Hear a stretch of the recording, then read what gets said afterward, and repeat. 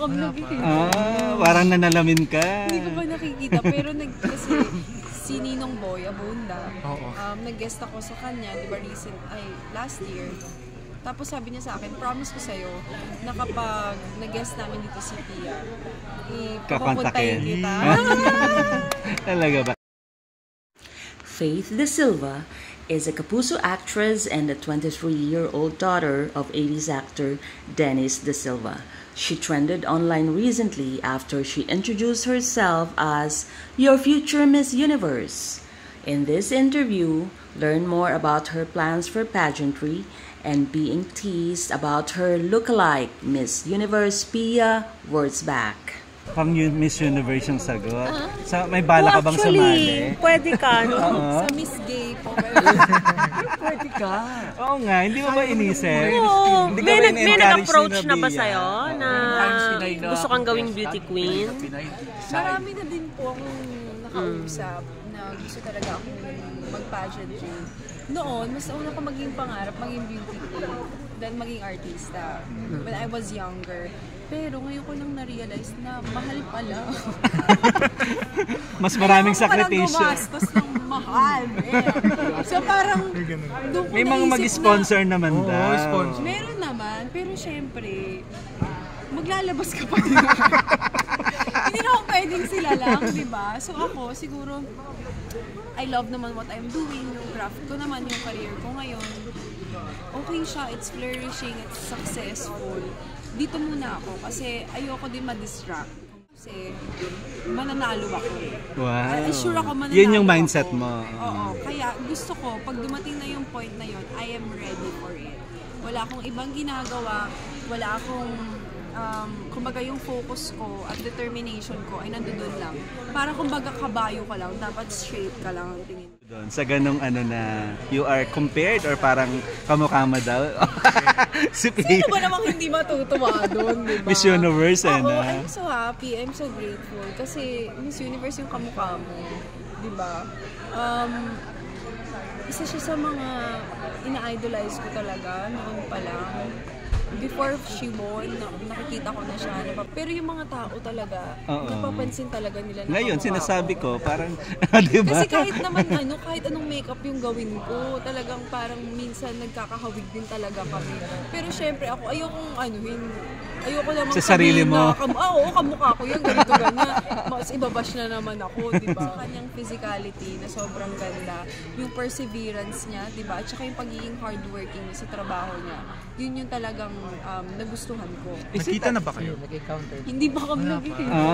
Parang nanalamin ka. Hindi ko ba nakikita, pero the first thing sasabihin mo kay Pia pagka na-meet mo siya in person, ano yung unang sasabihin mo sa kanya? Like, you are my idol. Idol ko talaga siya. As in, First question mo rin sa kanya or tips? First question, paano mo, saan mo nahanap si Jeremy? Gusto ko din ang mala Jeremy din ang atake, di ba? Yun na nga, aside from successful siya sa career niya. Love life. Ang ganda ng love life niya, kasal siya, tapos di ba, ang ayos. Tapos siya mukha naman siyang happy kasama sa mga yung family members niya din. Mukhang happy silang lahat. Kaya, Lodi. Speaking of love life, kamusta daw ang love life mo, sabi niya? Walang may sagot. Kasi wala naman akong love life. Matagal na po akong walang love life. Mapili ka ba masyado sa love life kung bakit hindi nagkakaroon? Sa ganda mong yan. Siguro sa ngayon, oo. Masasabi ko na, but that's only because I've learned from learning experiences ko.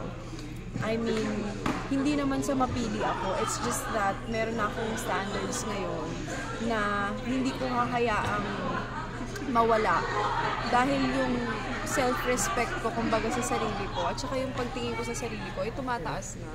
Hindi na, kumbaga, kung sino mag-message sa'yo, reply ka agad. Kung sino gusto makipagkita sa'yo, makipagkita ka agad. Of course, you are Faith De Silva already, di ba? Yun na nga, i-value ko pa yung sarili ko, yung time ko, at saka, ang dami kasing blessings na dumarating ko talaga sa buhay ko ngayon. I don't wanna be distracted. Gusto ko na kung ano yung mga bagay ko lang na dapat gawin, nandoon lang muna ako. Like a horse nga, asing diretso lang talaga yung tingin ko. Kasi, ang dami naman lalaki dyan, pwedeng i-message ko lang yung anytime, kasagot yan sila. Kaya, that's why I don't feel so bad kung masabi man nilang napapadikit yung pangalan. Kasi, yun yung nangyari, di ba? I mean, nagkaroon kami ng show and na-pick up ng mga tao and I'm very grateful for that. Part siya ng naging success. Ayan, sinagot niya na. Pinatatanong Pero you have kasi nothing nito. against naman having a relationship with an older man? Wala naman ako. Okay. Kasi pag, if we're talking about age, wala, it's just a number. Pero ako kasi personally, mas gusto ko older men. Because nga, I can learn so much from them. I wanna be with someone who is established already sa buhay nila. Kasi ako, I'm still here I'm still working hard. Ang dami ko pang like tinatry gawin, di ba? Para makuha ko yung success, kumbaga, na para sa akin. So, if meron akong siguro magiging partner, it should be an addition to my life. Kailangan, hindi lang sa matututunan ako, kailangan bibigyan ako ng pera. Charot! Bahay, lupa, baka kotse. mamaya. Hindi, anong ideal boy mo talaga? Someone who can provide for me, hindi lang yung mga material things, kung hindi oras, pagmamahal, at saka nga, maraming wisdom. Kasi ako kailangan, parang feeling ko, gusto ko natututo. Hindi through, I mean, I love reading books, pero karamihan ng mga natutunan kong bagay na nag-last sa akin ay galing sa mga learning experiences ko sa buhay mismo, yung mga pinagdaanan ko talaga. And yun nga, kung older men, of course, mas maraming life experiences, so mas maraming learning sa buhay. Parang ganun lang. May ano ba? Kung may choice ka ba, showbiz or non-showbiz siya magiging boyfriend mo? Non-showbiz. Ayaw Wala mo po akong talaga. naging boyfriend na showbiz. It's Jeremy your choice. nga eh. Is it your choice? Mala Jeremy. Ikaw, mala Jeremy dapat. Is it your choice? Choice ko, yes. Kasi unang-una, pag showbiz, lahat na yan, mga manloloko lang. Pero may nanligaw bang? May nanliligan, for sure. Ako ba? Ako tinatanong mo? Hindi, kasi parang gusto ko din nga, sabi ko nga po sa inyo, gusto ko natututo sa mga taong kausap ko. So, kailangan magkaiba tayo ng field. Diba? Kasi, ayoko naman yung pagdating natin, nag-uusap tayo, nag-date tayo, same pa rin tayo na pinag-uusapan. Kailangan something different. Kailangan siguro businessman, ganito ganyan, para matututo din ako sa business in the future, di ba kung gusto ko man. And also, Politician? Scientist. Ayan. Yun ang gusto ko. Mas gusto mo yung scientist, sa kanya ka nag-react, not a politician. Parang pag politician, manluloko din. Parang jurtista lang. Scientist, masyadong nerd, parang gano'n. Okay lang sa akin yung mga nerd. Oo, totoo. Basta hindi ka sasaktan, alam mo yun. Tsaka wala sa akin ng physicality of a person. Nas naniniwala talaga ako sa puso. Ba't niyo po ako tinatawanan? Parang di po kayo naniniwala sa akin. Mamaya, ang bigat ng boyfriend mo. Okay lang sa akin, as in anything. Basta mapagmahal, respetuhin ako, pati yung mga pamilya ko. Pero ikaw, pag nagka-boyfriend ka ng showbiz, hindi mo itatago sa public. Tago. Bakit ko hindi tatago? Hindi inagaw na nilang lahat. Father ko po, si Dennis da Silva. Oo, naman. Uminaw naman, Dennis. So, Anong parang reaction ng feeling ko bunang? nasa gitna lang yung ko. nasa gitna ka lang. Oo. Kasi medyo hindi naman ako sobrang kumbaga hindi medyo Portuguese masyado yung features. Kung may pagka-chinita din ako konti. Kasi pag ganun yung mata ko. Yung lahi ng tatay mo, Portuguese yun. Po, Portuguese. Kaya? Da Silva. Yeah. May Da reaction Silva. po ni Sir By Dennis person na possible ang ganda by. na talaga na nararating ng Abang you showbiz never met career. Dennis. Happy siya, of course, kasi may TV dun eh. Kapanood sila dun sa loob. I mean, hindi siya updated sa lahat ng mga nangyayari sa akin. Pero pagdating sa mga shows, alam niya kung ano nangyayari. TikTok na. At saka, siguro iba din sa feeling kapag ang tawag dito, pinagdaanan niya na eh. Di ba? Nagkaroon din siya ng Nadadalaw sarili mo ba niyang siya? career. First time ko po siya nadalaw last year, December 22.